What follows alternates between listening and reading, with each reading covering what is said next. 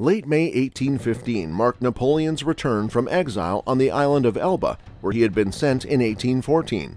He reclaimed his title as Emperor of the French, despite Europe's determination to restore the old order and declare war on him.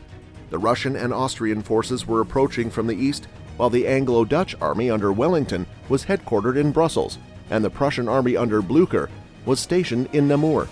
Napoleon found himself vastly outnumbered and facing a precarious financial situation with a shortage of horses. In this delicate political and military climate, Napoleon needed a significant event to rally the country and gain stability before the Allied invasion. His plan was to capture Brussels, the Belgian capital, which would serve as a symbol of French power and potentially bring Belgium back under French control. Napoleon believed that this lightning strike would unite the nation and shake off traitors within his government and army. To execute his plan, Napoleon ordered Marshal Soult to bring Gérard's 4th Corps from Metz to Philippeville on June 3rd. He also organized the cavalry, creating 4 cavalry corps under the command of Marshal Grouchy. The army was to be positioned by the evening of June 12th and launched on the Sambre on June 14th, the anniversary of Napoleon's victories at Marengo and Friedland. However, a series of events and misunderstandings occurred that undermined Napoleon's strategy.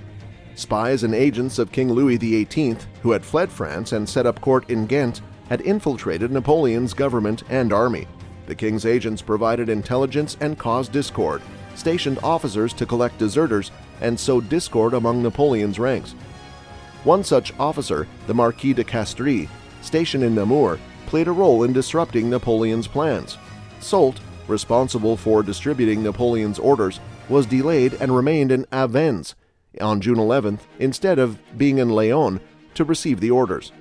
This delay, combined with confusion and possibly intercepted false orders, led to Soult adopting the plan to advance at Mons instead of Charleroi, contrary to Napoleon's final wishes. Napoleon arrived in Avesnes on June 13th, countermanded Soult's orders, and ordered the army into 3 columns for an advance on Charleroi. The delay caused by the confusion and Soult's absence led to a further delay in the army's advance until June 15th.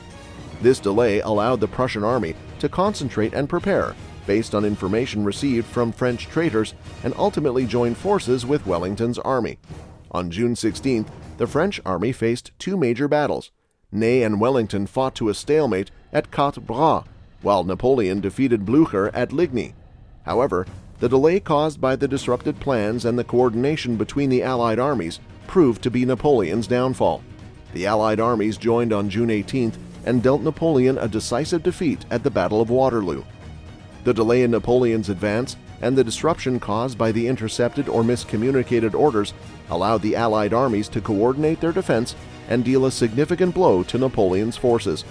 This, coupled with the betrayal of French traitors within his ranks, ultimately led to Napoleon signing his abdication on June 22, 1815, and being exiled to St. Helena.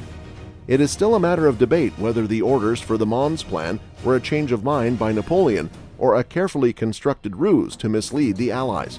The imprecise positions given in the Mons plan, the exclusion of recent intelligence reports, and the confusion caused by intercepted or falsified orders suggest that it was indeed a result of the disruptions caused by spies and traitors within Napoleon's ranks.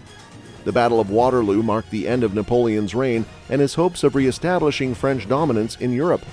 The defeat at Waterloo shattered his military reputation and led to his final exile on the remote island of St. Helena in the South Atlantic, where he would spend the remaining years of his life.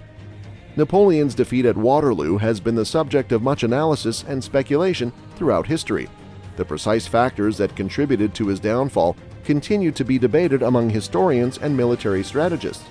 While there were certainly elements beyond Napoleon's control, such as the betrayal of spies and the coordination of the Allied armies, it is clear that the disrupted plans and miscommunications played a significant role in his defeat. As time passes, the events of Waterloo continue to be studied and dissected, providing valuable insights into military strategy, leadership, and the impact of intelligence operations.